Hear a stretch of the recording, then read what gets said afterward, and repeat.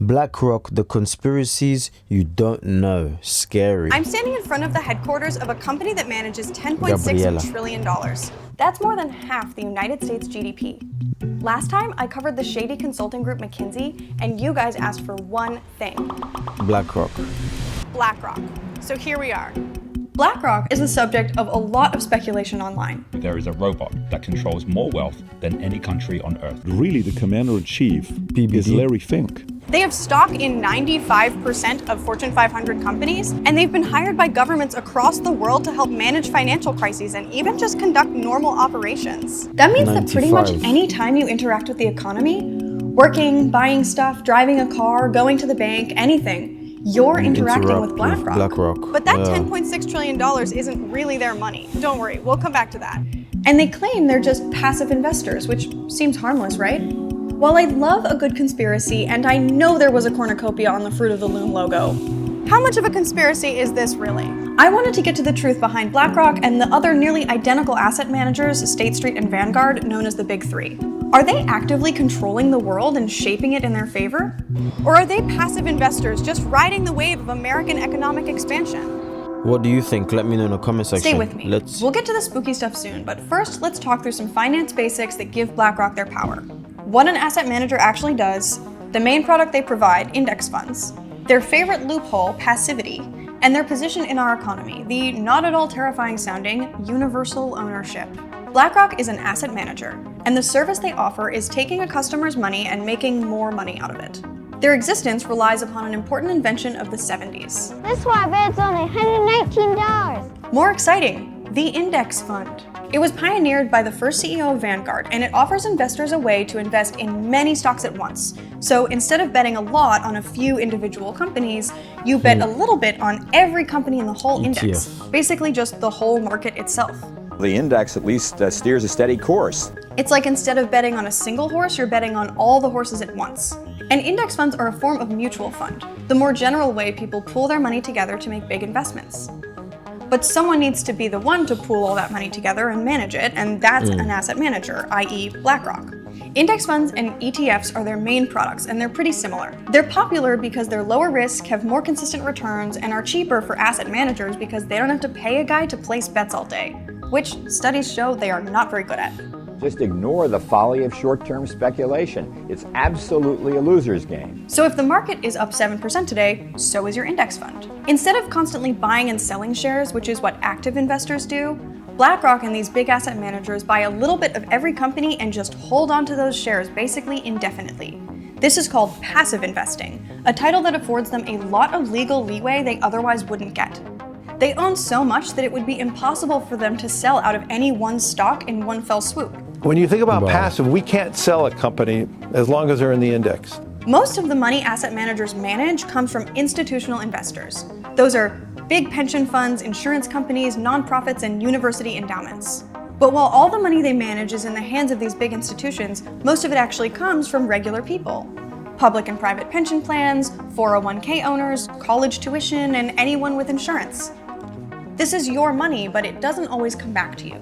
Nor do you get a say in the companies it gets invested in.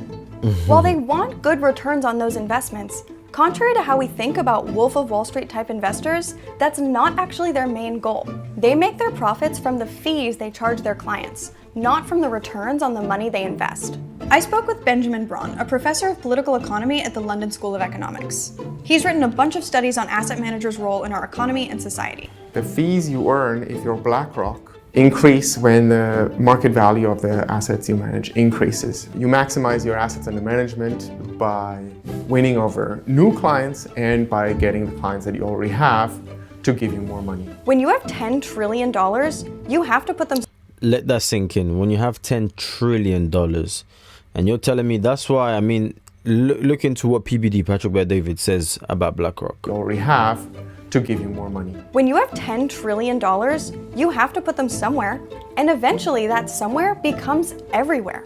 Universal ownership refers to holding shares in the entire universe of firms listed on the stock market. The big three asset managers, BlackRock, Vanguard, State Street, hold a sizable but still relatively small stake in all listed corporations. BlackRock Oh, is a please. 3 to 10% shareholder in all of these companies. This That's may not massive. sound like a lot, but it's enough that selling all of it at once would likely crash that entire stock, kind of locking them into the whole not selling passive thing. 5% in any individual company is actually very significant because if and when shareholdership is dispersed, 5% makes you, in all likelihood, the single largest shareholder in that company.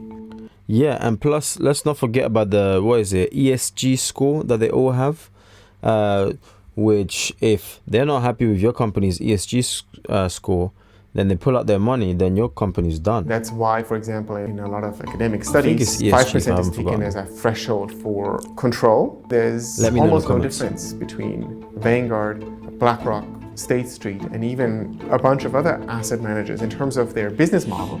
So then you can start and wonder, okay, so if the big three together hold 25% of the shares in any individual company, then you're definitely above the threshold. Let's zoom in on Amazon. They win. The big three own 16% of all outstanding Amazon shares. Jeff Bezos only owns 9%. In Wow. theory, universal owners should have an interest in maximizing profits in the long term across the entire economy. And that is not how they operate in practice. The amount of stock you have determines the number of votes you get. BlackRock is almost always in the top 3, maybe 5 if they're feeling broke. So that is a lot of votes. And let's not forget, it's not BlackRock's money that's invested. It's your dad's pension fund and your insurer's massive pile of savings. It Yeah, sounds good crazy, but when you put your money in a pension fund, you sign away your voting rights to the pension fund manager. And then when the pension fund manager puts all their pension funds under an asset manager's control, they sign away all those votes to the asset manager. Kind of pyramid scheme vibes. And how do they actually use those votes? A 2017 study found that asset managers almost always voted with what the company executives recommended. And why are they always voting with company management? Back in the 80s, company managers used to spend company money on company things, like corporate jets, fancy Dodgy offices, stuff. or occasionally paying their employees. And this made the investors sad because they wanted those profits.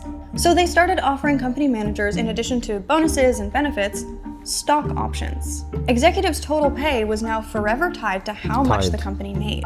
They can Performance. push managers, corporate managers, to act more in the interest of shareholders, meaning in the interest of corporate profits, and do more to maximize corporate profits. Meaning greed kicks in and they do whatever they can, even if it's unethical. This funnels money back make to money. investors who now include management and away from any hope of making companies work better or including employees in the profits that their Don't care labor about that. created. Back in the day, like my grandparents' day, more regular people had stocks, and the idea was that every shareholder could vote on things like board elections, mergers and acquisitions, executive compensation, and once in a while, wages. Sort of like democracy for people with disposable income. Government is the people's business, and every man, woman, and child becomes a shareholder with the first penny of tax paid. In 1945, 94% of stocks were owned by households, but that's not really how it works anymore. Today, households have more like 40% of the stock market, and about half of that belongs to the top 10%. Okay. Thank you all very much. Thank you. Puppet. Today, the top 1% own 50% of corporate equity and mutual fund shares, while the top 10% own 86%. Did you think this yellow part was everyone else? Nope. The tiny green part on the bottom is the least wealthy half of Crazy. Americans. You often hear this argument that what is good for shareholders is good for everyone because, especially in the US, where retirement assets are overwhelmingly invested in corporate equities, everyone is a shareholder. But that's simply not true. The bottom 50% virtually owns no shares at all. The vast majority of shares are held by the top 10%, and within that, even shareholdings are quite concentrated within the top 1%. And while the strategies corporations choose because asset managers vote for them affect everyone, they only benefit half the population even a little bit and frequently hurt the other half, those without any shares at all. Take the example of worker pay. BlackRock and other asset managers play a huge part in wage stagnation. If you're a corporation, you can increase profits only in so many ways, and you can always, in the short term, increase returns to shareholders by squeezing workers. So this kind of Uber monopolization really hurts. I'm sorry, but if you think they're not running the world, then yeah, you've been duped. You've been duped. I mean, remember when the French, let's read this comment, okay? Remember when the French president attacked BlackRock's office and the whole media shut up about it? I wonder why. Maybe because, maybe they could be, I don't know, it's not me. Don't take this video down YouTube, it's not me. But maybe they could own the media, I don't know. Could, would, I'm just saying it, you know. I don't trust it, I'm just saying it.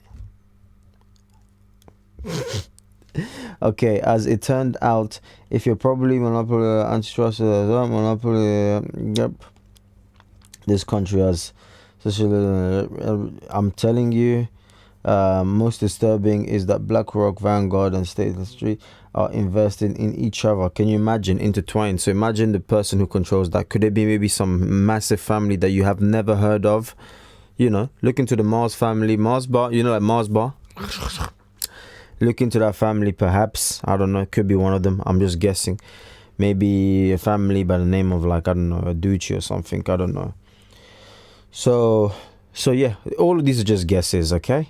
But do your own research. But the world is like a massive stage, and most things that you've been taught are probably not that. Let's just leave it as that. Most things are not that. Okay, greed is not a desire for more, it's the desire of more at the expense of others. That's deeper than the ocean, kind of like a potion. I'm sitting down crying my heart, that's emotion. I'm spitting some financial bars right now.